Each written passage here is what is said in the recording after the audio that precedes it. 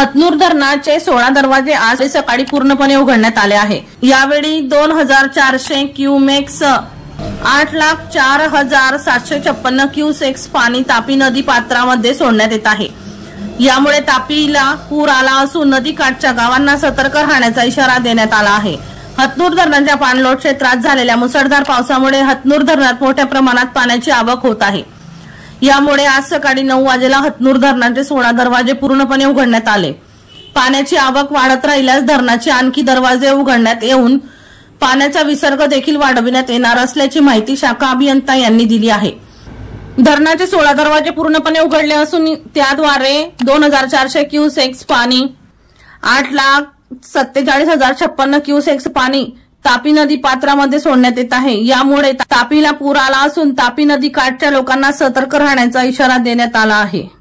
वर्षा लोहार यांचा report V1 live Jalgaon.